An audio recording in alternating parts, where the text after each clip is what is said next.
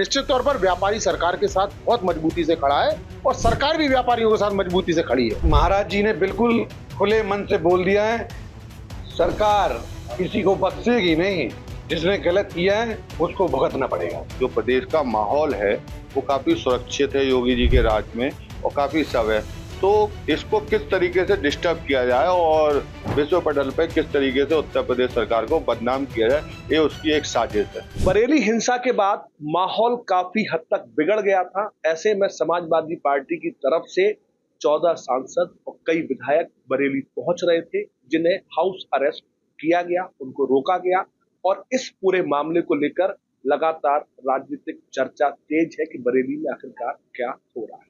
इन सारी बातों को लेकर व्यापारी हैं, हम लोग भी एक तरीके से एक हाउस अरेस्ट की भूमिका में है, एक कमरे में बैठे हुए हैं, बातचीत यहाँ चल रही है। भैया नाम क्या है आपका? प्रदीप त्रिपाठी। प्रदीप जी, बरेली में जो हुआ उस घटना के बाद से पूरे प्रदेश में एक भूचाल आया कि एक इतनी बड़ी हिंसा कैसे हो गई। बड़ी एफआईआर हुई, तकरीबन 2000 लोगों के खिलाफ एक मुकदमा दर्ज किया गया। इस पूरे मामले को आप कैसे देखते हैं? हम इस मामले को थोड़ा सा राजनीतिक दृष्टि से ना देखते हुए सामान्य दृष्टि से देखते हैं। ये क्या है कि एक जो प्रदेश का माहौल है वो काफी सुरक्षित है योगी जी के राज में और काफी सब है, तो इसको किस तरीके से डिस्टर्ब किया जाए और विश्व पटल पर किस तरीके से उत्तर प्रदेश सरकार को बदनाम किया जाए, ये उसकी एक साजिश है। और हम तो चाहते हैं कि सरकार और प्रशासन इसकी गहराइयों से जांच करे, जिससे कि वो तथ्य निकल के आए कि किन लोगों ने इस साजिश को रचा। प्रदीप, जिस तरीके से समाजवादी पार्टी का दल बरेली पहुंच रहा, उनके पहुंचने के बाद से माहौल और बिगड़ने की संभावनाएं थी। इंटरनेट वहां पर बंद है, तो ये जो समाजवादी पार्टी की तरफ से जो प्रयास हो रहा था माहौल बिगाड़ने का, इसको कैसे देखते हैं? इस समाजवादी पार्टी और टोटल वोट बैंक की राजनीति कर रही है।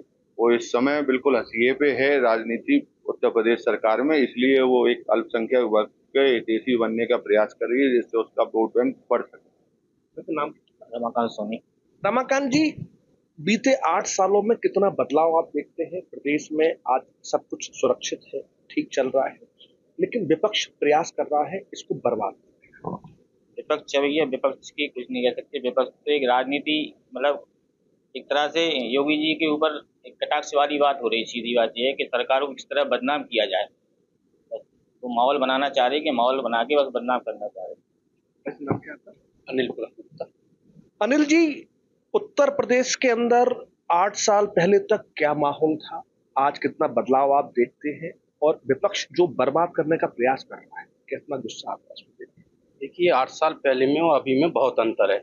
अभी व्यापारी वर्ग हो या आम मानस हो, अपने आप को सुरक्षित महसूस करता है। आपका नाम क्या है? मुकेश सोनी।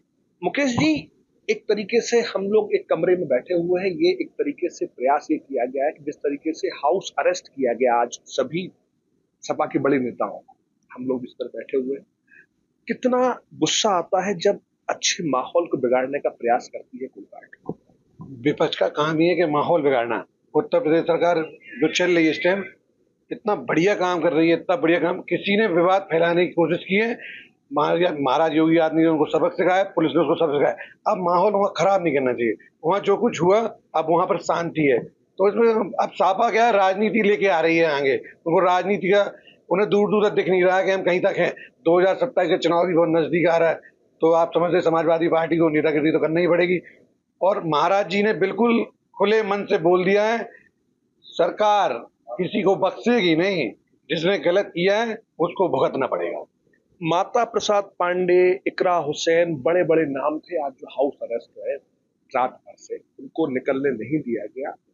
प्रयास यही है कि माहौल ठीक रहे, लेकिन समाजवादी पार्टी मान नहीं रही है। बिल्कुल मानेगी, ये आप नहीं कहो नहीं मान रही है। उत्तर प्रदेश में जो सरकार चल रही है, महाराज योगी आदित्यनाथ जी सब मानेंगे। किसी की भी हिम्मत नहीं है कि यूपी में आके गुंडागिर्दी कर ले। माहौल बिल्कुल दुरुस्त है और आगे भी आप देखना कितना दुरुस्त और होने वाला है। भाई साहब, आप क्या चाहते हैं? माहौल जो बना हुआ है सुरक्षित है, शांतिपूर्ण माहौल है।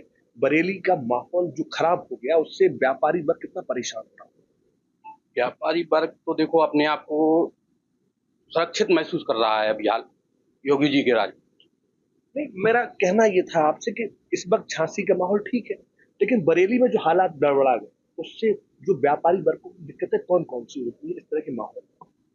देखिए, माहौल में दिक्कत तो पैदा होती ही है। कहीं पे भी उपद्रव होगा तो माहौल पैदा होगा, तो व्यापारी वर्ग हो या कोई भी हो आम मान, उसको दिक्कत महसूस होगी। भाई साहब, बरेली का व्यापारी या जैसे मान लो कि दंगा हुआ, उपद्रव हुआ, तो उससे आम जनता के साथ साथ व्यापारी वर्ग को दिक्कतें कौन कौन सी होती व्यापारी पूरा डिस्टर्ब हो जाता है भैया। जैसे क्या है, पूरा बाजार बंद हो जाता है, कभी कभी कोई व्यापार निकल नहीं पाता, कोई व्यापारी नहीं निकल पाता, तो पूरा बाजार पूरा डिस्टर्ब हो जाता है। है? भैया, क्या लगता है आपको, व्यापारियों को सुरक्षा का माहौल देने वाली यूपी सरकार क्या करे जिससे कि और माहौल ठीक रहे? समाजवादी पार्टी ने जो किया, एक डेलीगेशन जो भेज रही थी, उसको रोका गया, कितना सही लगता है? वो बिल्कुल सही कदम था और उत्तर प्रदेश सरकार बिल्कुल सही काम कर रही है। बिल्कुल सभी लोगों को साथ लेके चल रही है। सबका साथ सबका विकास का नारा जो उनका है, उनके यहाँ कहीं कोई अलग नहीं है, सभी लोग एक ही हैं। एक प्रश्न का जवाब हम जरूर देना चाहेंगे, जो भाई साहब से आपने पूछा था 8 साल पहले का और 8 साल के बाद का, उस प्रश्न का जवाब हम जरूर देना चाहेंगे। 8 साल पहले उत्तर प्रदेश का व्यापारी पहले रंगदारी देने का कार्य करता था। आज 8 साल से उत्तर प्रदेश सरकार का व्यापारी जीएसटी देता है, जिससे देश की तरक्की होती है, जिससे विकास होते हैं, बड़े बड़े पुल बनते हैं और आर्थिक दृष्टि से अच्छा हो। वैसा नाम क्या है आपका? मेरा नाम जितेंद्र सोनी। जितेंद्र जी, रंगदारी की जगह अब जीएसटी पे कर रहे हैं आप लोग, तो ये कितना विकास इससे हो पाएगा? निश्चित तौर पर मैं झांसी में रहता हूँ, झांसी का बेटा हूँ, तो आप पिछले सालों में जो झांसी ने तरक्की की है वो देखने लायक है। पहले जब हमारे रिश्तेदार, हमारे नातेदार बाहर से व्यापारी आता था, तो कहता था कि यार झांसी कैसा लग रहा है, झांसी ना तो नगर दिखता था ना महानगर दिखता था। और वास्तव में आज झांसी में किसी भी ओर से आप जब एंट्री करते हैं तो लगता है, हम लोगों को खुद इतनी खुशी महसूस होती है कि यार हमारा झांसी वास्तव में क्या सुंदर साफ सुथरा है। और इसका निश्चित तौर पर योगदान जो है वो जीएसटी से ही है। जो आर्थिक मजबूती व्यापारियों ने सरकार को दी है, सरकार की हर बात का सच्चरता से अक्षरता से पालन किया है व्यापारियों ने, टैक्स देने का काम किया है ईमानदारी से, और निश्चित तौर पर व्यापारियों के साथ सरकार खड़ी हुई है।